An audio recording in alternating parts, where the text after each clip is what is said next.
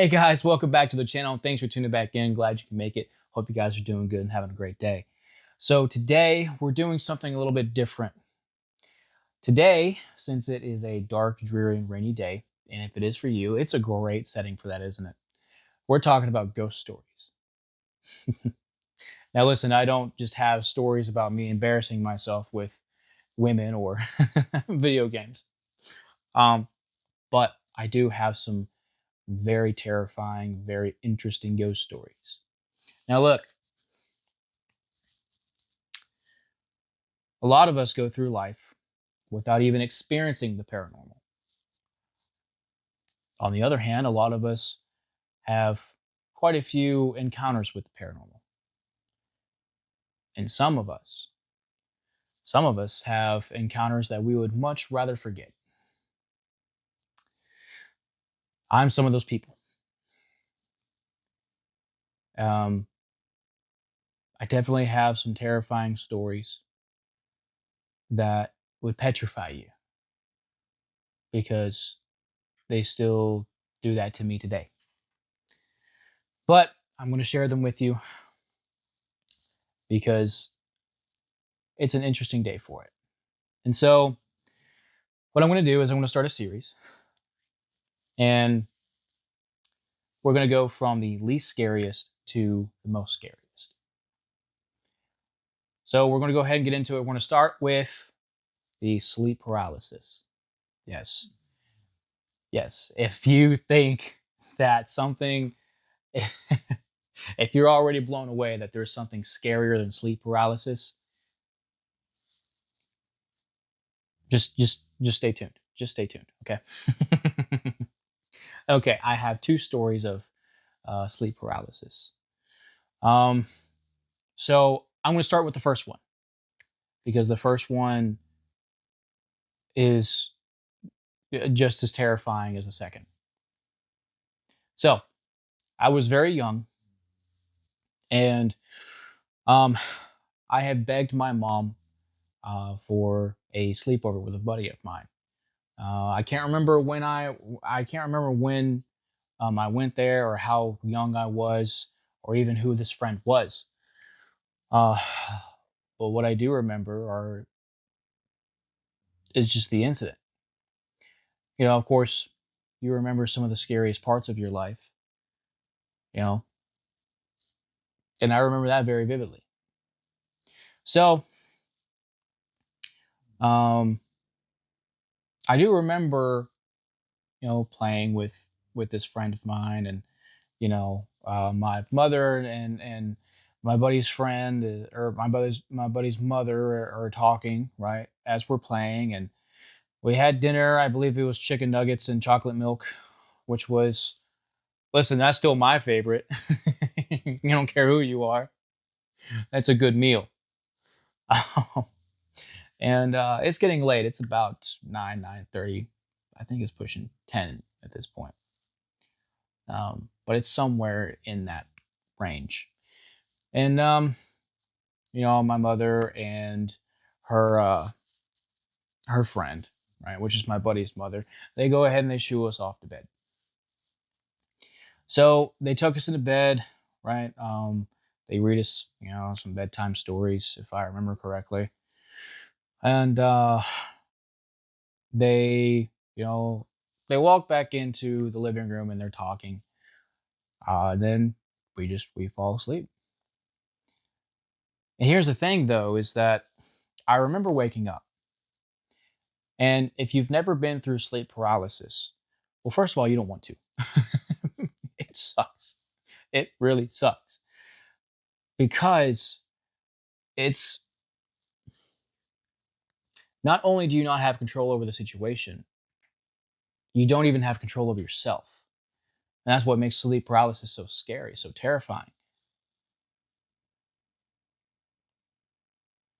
And so I remember waking up and I remember looking around because the light from the living room was illuminating the room. And as I looked over to my right, I remember seeing my mother talking with my buddy's mom. And everything seemed fine at first. And then I heard the giggling. I heard the giggling.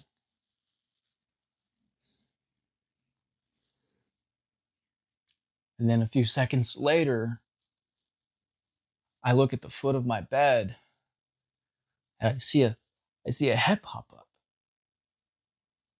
looking at me, dead in the eyes. Then it jolts back down. Um, and I can't move. I cannot move. And as they're laughing and looking at me, they're dancing around my bed. They dance around my bed, prancing around, dancing, skipping, and laughing and giggling. And I'm watching them pop their heads up on both sides of the bed, literally inches from me. And at some point, I wake up screaming. My mom busts into the room. Lights come on, wondering what's going on. I'm just, I'm inconsolable. You know, tears, waterworks, all the whole 9 yards. Um, I'm telling her what's going on. I told her what I saw, and there was nothing. There was nothing there. And she didn't really have an answer for it. It was really nothing that she had experienced. And she tried to tell me that it was nothing and it was my imagination. And I mean, honestly, that it really didn't do anything for me. Um, that's the first thing that I'd ever experienced. So that was the first terrifying thing that I'd ever experienced. Um, and I had no idea what to make of it.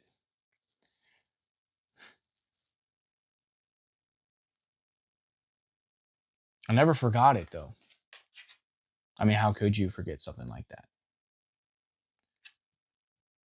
And I didn't really know what to make of it until later on in my life. Even the second sleep paralysis story, I had no idea.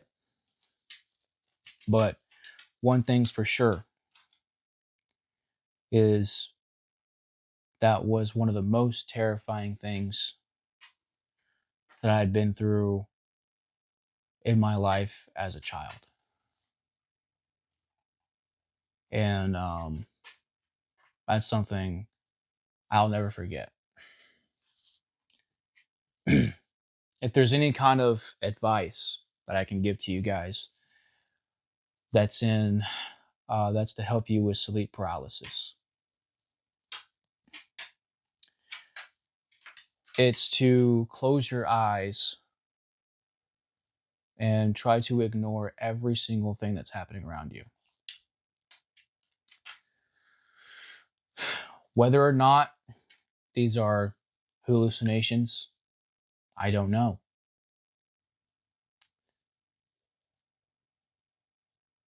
And the only advice that I could give to you would be based on speculation.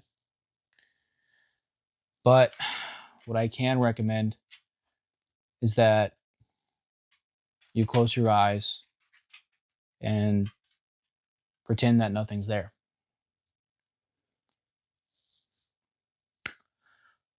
Um, or you try to wake yourself up. The thing is, when I went through these sleep paralysis incidents, um, I have no idea how I woke up.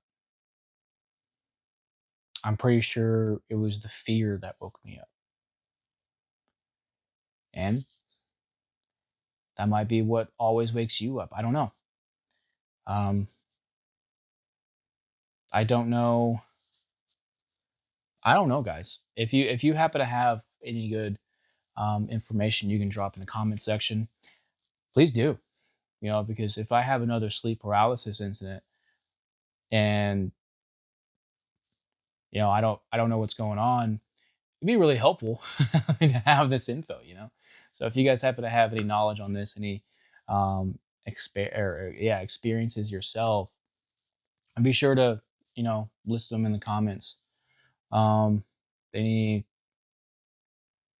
any information that we could use would be great.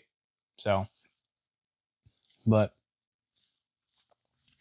that was the first sleep paralysis experience that I had, and so the next one, the next one's even scarier. I still remember it to this day.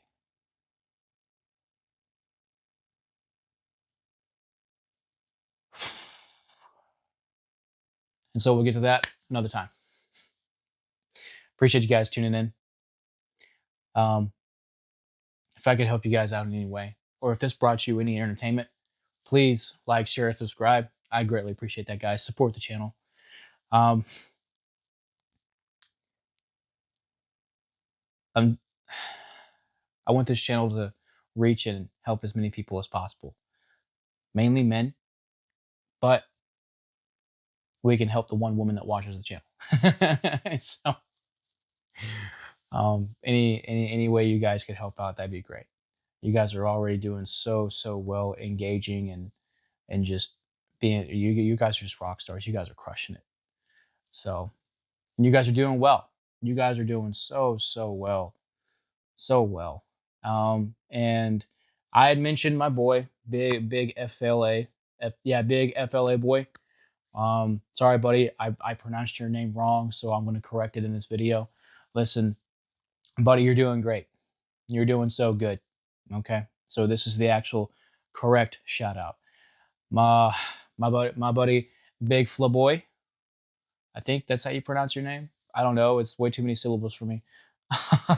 Again with the syllables, but you're really overcoming, the odds there, man, and you're doing good. So keep it up, man. Keep doing what you're doing, man. Always do for yourself. All right. Always do for yourself. Obviously, there can be times when you have to do for others, but you know, always put yourself first. Anyways, so I don't go off on a tangent. Guys, take care of yourselves, both mind and body, especially up here. Okay. Don't get too stressed out. Don't get too overwhelmed. Do stuff to calm yourself down. Keep yourself calm,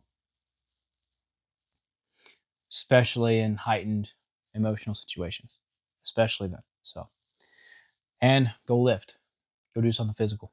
Okay. Whether that be walking, jogging, running, hiking, going to the gym, going to a boxing gym, whatever. Just get fit. Okay. You never know when you'll be attacked from, another animal like a coyote or another person. So make sure you're ready. And lift each other up too, right? Let's help each other out. That's why I was talking about dropping information down in the comment section, right? So let me know what you guys think too. I think it was a good story.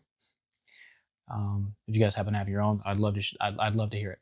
So that being said, guys, thanks for tuning in as always. Talk to you guys soon.